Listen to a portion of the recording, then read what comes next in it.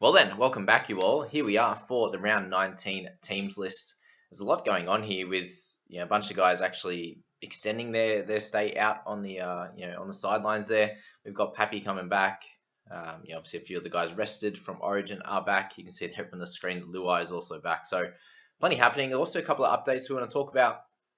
Dual position guys, some that are of interest. Jack Bird gets dual position status in the center and second row. So the edge, I should say. And also Joey Manu gets centre and wing fullback. So I think that's going to be really important. Well, both of those are, but especially the Manu one. For anyone, we're seeing a few guys getting rested after Origin. Obviously, this might happen randomly throughout this next couple of weeks. You see, we'll talk about the Storm team in a second, but some guys will get rested week to week. They might play these next 3 weeks and then get a rest in round 22 or whatever it is. So, having those dual position players is going to be really important through all those positions. And I think that Joey Manu one's going to help me out a fair bit. But let's get into those round 19 teams. And we start with the Eels and the Raiders. And a little bit to talk about on the Eels side of things. We actually lose Mitch Moses. And NRL Physio has just popped out a little post saying that it looks like he's actually fractured his back a little bit. What he's saying, it doesn't sound as bad as what it actually is, but it looks like he's probably going to have a 3 to 5 week stint on the sideline. And I actually think that probably constitutes close to a sell. If it's 3 weeks, then okay, that takes you 19, 20, 21, and he comes back in 22. Is that enough to keep him when he's not one of the top guys in the half position? Maybe not. I think if you've got sort of 7+ trades, I think you can get rid of him. If you have under that, it's probably worth holding, but it's a really painful one. Then hopefully, it's not any longer than that, and he can come back ready for finals. And I doubt they're gonna bring him back too quickly as well. So that's that one there. Just a very interesting one, an interesting decision to make. Completely, I think 50-50 on what you need to do, but based on your trades and your situation. If you're asking me in the comments, then just go back to this little chat here. We do lose Tom Opacek as well, out for a week, it sounds like, on that one. So, I think most people would have traded him out at this stage anyway. Unfortunately, on the Raiders side, we actually lose Savage, who's going to be out for the year. Unfortunately, had a really bad AC joint injury. The majority of them are back in a couple of weeks, like you saw with Tohu, for example, or Chad Townsend. And unfortunately, he's done it really bad. He's out for the year. So if you picked him up, unfortunately, you hopefully got a good score out of him last week. But if you we're thinking about picking him up this week, then reverse those trades because he's out for the season. We see Rapana go back to the 1 position and he'll do okay on the wing or the 1. He doesn't really change too much in terms of his scoring.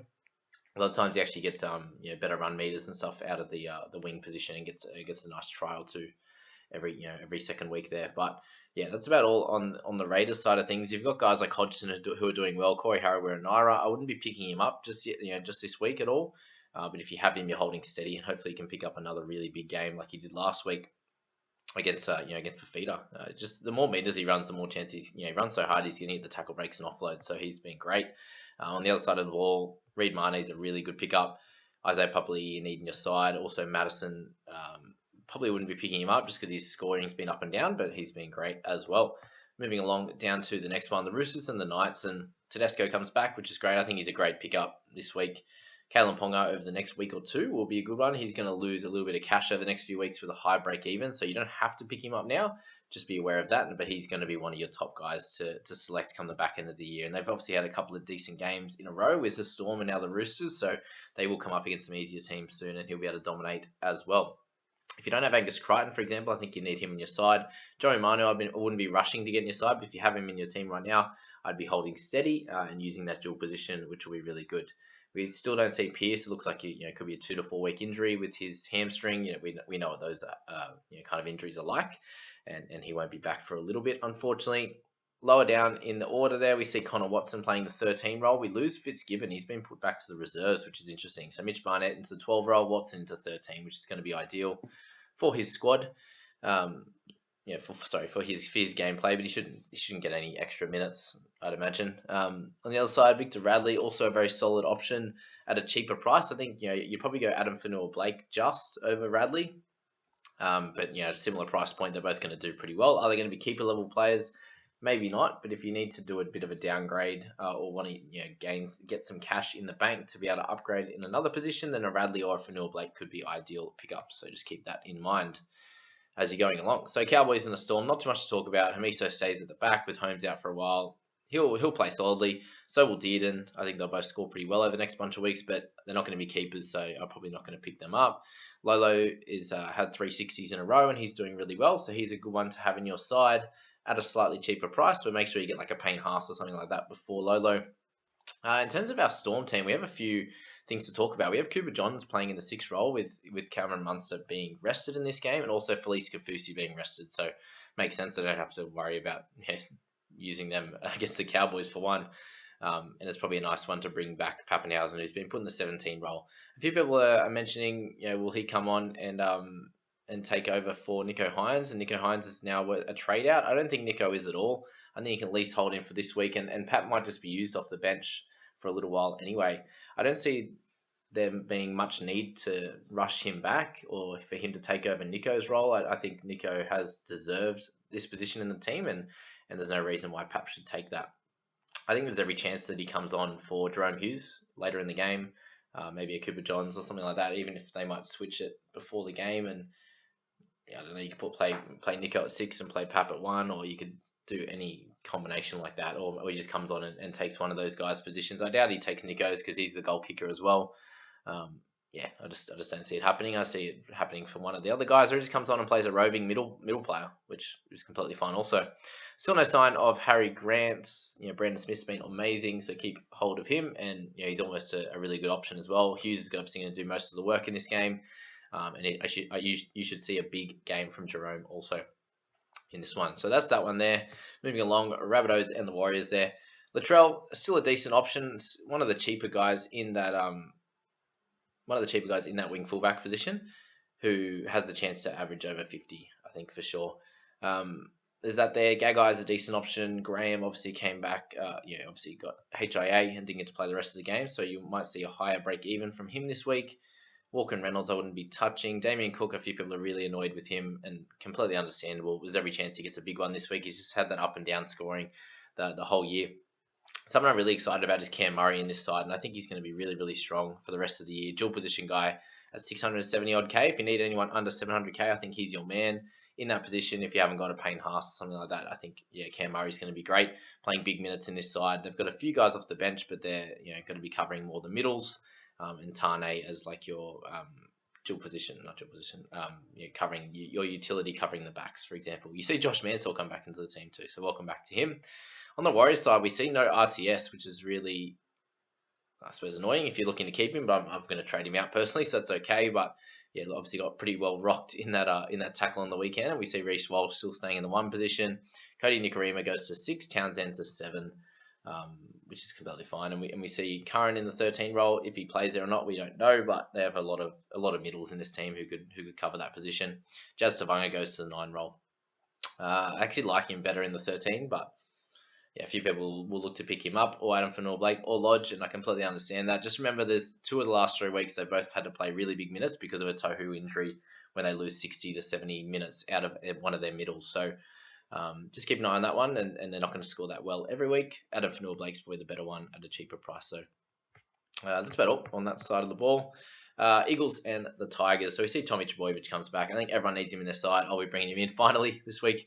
To get him in his side. Ruben Garrick moves back to the wing for the rest of the year. He'll still score well, but I don't see the amazing scores that we've been seeing from him. Obviously, against the Tigers, there's every chance he does it again. But against some of the better sides, I'm expecting a couple of lower games, which will happen every second or third week. Keeps defying me at the moment. It keeps doing so well, so hopefully he keeps it up for anyone who owns him. DCE's a great one to bring in this week if you're looking for a half. Him or Hughes is going to be great. I wouldn't make you choose either one for sure. Ola Kuatu's been solid, just up and down though with the scoring, so still averaging high, but if you can ride that roller coaster and hopefully you can get a couple more really big games, then awesome. If not, then don't worry about picking him up. If you've got Schuster, he moves back into the 12 role, which is completely fine and what we were thinking he was going to be. So I'd still be expecting a 50 average. We'd lose Carl Lawton, so there's the chance of him coming on to cover Schuster is going to be a no. So you'd expect close to 80 minutes out of him, and some of the minutes being shared between obviously the middles there with Tapau and Paseka will play lower minutes, and just be who will it be? Lakuatu that plays 60 odd? Will it be Schuster? Not exactly sure because they do have 4 players to rotate those minutes with. So that's interesting to think about. I'd still be playing Schuster though. He just got that X factor, especially against the Tigers team, who aren't very good, to be fair, even though they won on the weekend against the Broncos. If we're looking at their side, we've got Dane Laurie, who you could hold on to if you still have him. I wouldn't be picking him up. Adam Dewey, been great when he plays at 6, so I wouldn't be pushing anyone to go against him. I don't think he's going to score as well against the Manly side. Obviously, against Broncos getting 5 try assists, that's not going to happen again. He'd be lucky to get 1 against the Eagles team. So just keep that in mind when you're picking up Adam. Is that he'll play really well against, he'll score amazingly against the bad teams just because he's so dominant, and then he'll score okay against the better team. So I'm expecting an okay score in this one from him. Who else we got here? Lucy Leilua, if you're holding him, that's completely fine. Just be aware that he did score a try, which got into 50 on the weekend. And if he didn't get that lucky sort of line break try, which is 12 points, and maybe 13 with the extra meters, then he'd be somewhere in the high 30s. So just be aware of that when you're looking to muck around with Lucy. Moving along, Panthers Broncos. Jerome Luai comes back, which puts Matt Burton back into the centre. So I suppose that was something that we thought would happen. Anything else on this side? Not really. There's no Cleary in sight yet in the 21. But over the next few weeks, we should see him coming back. And anyone who held on to him, you'll be hoping for his return in round 20 for sure. On the Broncos side of the ball, Tyson Gamble's been really good. Keep milking his cash that he's making, and the scores are awesome. Staggs and Farnworth, decent players there. But really in this team, you're looking at Payne Haas as a great option. Other than that, no one really to get excited about. TC Rabati's in the 17 roles. Hopefully you don't have to play him this week. Xavier Coates was on in the 21. All right, Dragons, Titans. So on this side of the ball, we got Jaden Sullivan actually playing this week. So Corey Norman's out. So Ben Hunt should hopefully do the majority of the kicking and play a lot better this week, and should score pretty well against the Titans, I would imagine. Matt Duffy's back. Thankfully, we don't lose Jack Bird this week. We must be losing him next week. So just keep an eye on those type of guys as to who's in and out this week. We lose Norman, Ford, Farmasili, Willie Army. I'm not sure if all of them were for the suspension. Let me know if they are. I think they all are. Anyway, so just keep an eye on that. We'll lose Bird the next week.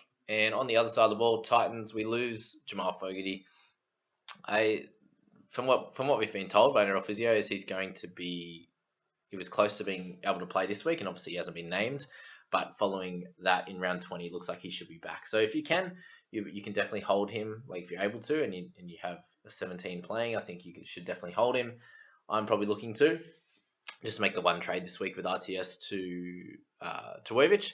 So I'd probably be holding Jamal Fogarty, not Taylor. In that one, Greg Marzu's back for this game after his injury.